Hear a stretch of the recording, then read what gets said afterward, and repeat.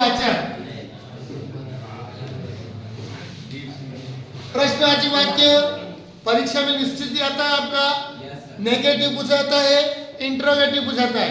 Interrogative बनाने के लिए सीधा सा याद रखिए, हेल्पिंग वर्ब को पहचानना पड़ता है आपको। पहले क्या करना पड़ेगा? पहले हेल्पिंग वर्ब को पहचानिए। हेल्पिंग वर्ब कौन कौन सी है मैं आपको कल की क्लास में बता चुका था। देखिए हेल्पिंग वर्ब अपनी is, am, are, was, were, has, have, had, will, shall. ये जो 10 हेल्पिंग वर्ब है, ये 10 हेल्पिंग वर्ब वाक्यों में दिखाई देती है ना। इसके अलावा 3 हेल्पिंग वर्ब ऐसी है जो वाक्य में दिखाई नहीं देती है, उन्हें पहचानना पड़ता है। वो है आपकी डू, डिड, डज। इनको पहचानना होता है इन हेल्पिंग वर्ब को। इनकी पहचान में मैंने आपको कल बताई थी, ठीक है। अब देखिए सेंटेंस है आपके, इनको इंट्रोगेटिव में चेंज करना है। He is playing cricket. तो इसमें देखिए पहले हेल्पिंग वर्ब क्या है। हेल्पिंग वर्ब ये 10 शब्द पहचानते हो, ये शब्द को ढूंढ लीजिए सीधे सीधे। तो यहाँ पे दिख रहा है इज। तो प्रश्नवाचक जब भी वाक्य बनाते हैं तो 2 बातें ध्यान रखना। कितनी बातें? 2 बातें। पहली बात, हेल्पिंग वर्ब को आगे ले जाना है ना, और आखिरी में प्रश्नवाचक चिन्ह लगाना है। याद रहेगी 2 बातें। और जो हेल्पिंग वर्ब आगे ले जाएंगे उसका फर्स्ट लेटर कैपिटल लिखना है। कैपिटल मतलब पहली एबीसीडी का।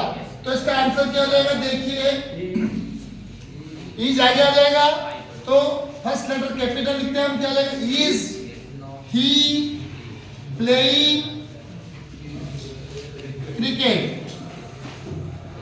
और लास्ट में क्या करना है आपको?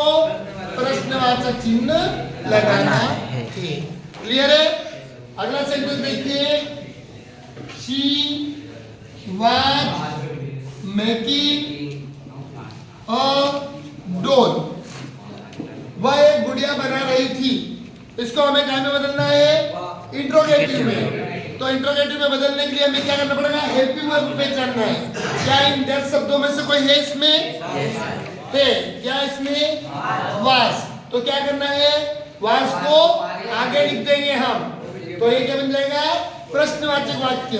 तो उत्तर हो जाएगा इसका आंसर। देखिए was she making a doll.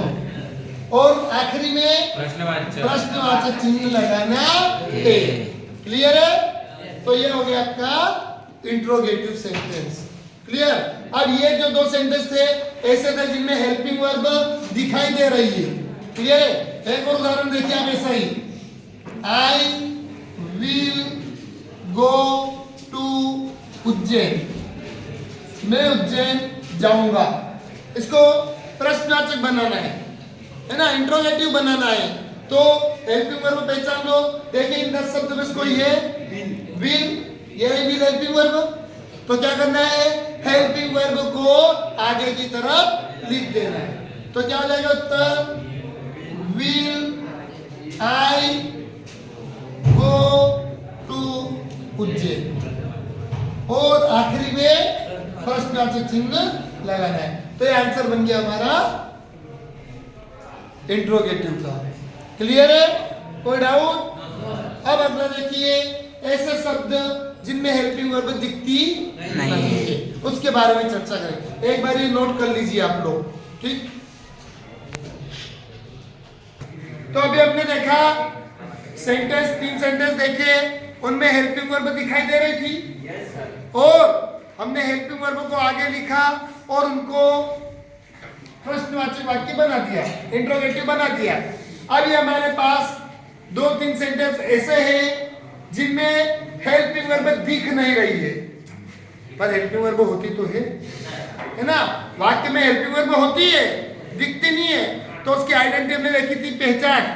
तो मैंने कल पहचान बताई थी कि यदि क्रिया के साथ एस या ईएस लिखा हो क्रिया का पहला रूप लिखा हो और उसमें एस ई एस लिखा हो तो उसमें हेल्पिंग वर्ब होती है डज। कौन सी होती है? डज।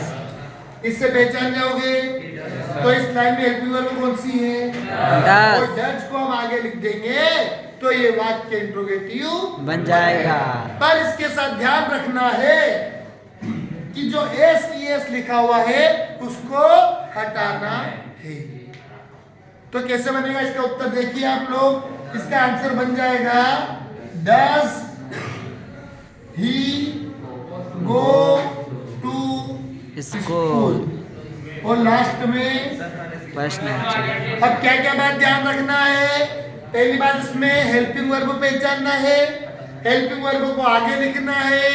दूसरी बात एस ई एस हटाना है और आखिरी बात प्रश्नवाचक चिन्ह, तब जाकर आपका उत्तर बिल्कुल सही बन जाएगा। ये वाक्य बन गया आपका इंट्रोगेटिव। इसका मतलब ही गोज टू स्कूल का मतलब है वह स्कूल जाता है। जब हेल्पिंग वर्ब आगे आ जाती है तो उसका मतलब होता है कि क्या वह स्कूल जाता है। क्लियर? अगला सेंटेंस देखिए। अब इसमें हमने एस ई एस की पहचान थी, अब इसमें क्या पहचान है हमारे पास? ये वर्ब का सेकंड फॉर्म है, क्रिया का दूसरा रूप है, मेक का सेकंड फॉर्म है। कौन सी वर्ब? मेक का सेकंड फॉर्म मेड। कौन सा? एम ए के ई डी मेड। और जब वर्ब का सेकंड फॉर्म होता है तो उसमें हेल्पिंग वर्ब कौन सी होती है? डीड होती है। कौन सी होती है? डीड होती है। तो इसमें हेल्पिंग वर्ब कौन सी रहेगी? डीड रहेगी। तो हमें हेल्पिंग वर्ब को अब क्या करना है? आगे की तरफ ले जाना लिखना है। तो क्या हो जाएगा उत्तर में हमारे? देखिए आंसर बनेगा डीड शी। अब यहाँ पे क्रिया का पहला रूप लिखना है। प्रश्नांक के समय क्या करते हैं हम? क्रिया का पहला रूप। तो मेक का फर्स्ट फॉर्म क्या है? मेक।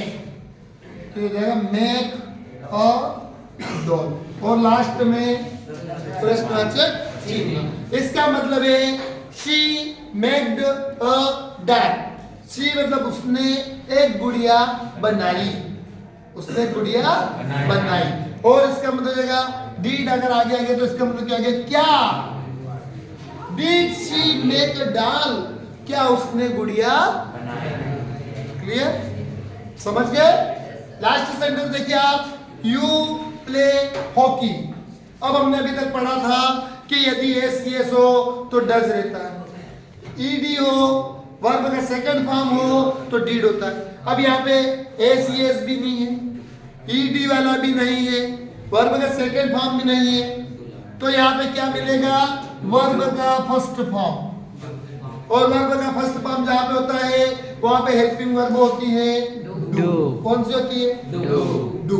तो ये सेंटेंस किससे शुरू होगा? डू से, है ना? डू हम आगे लगाएंगे तो इसका आंसर क्या बन जाएगा?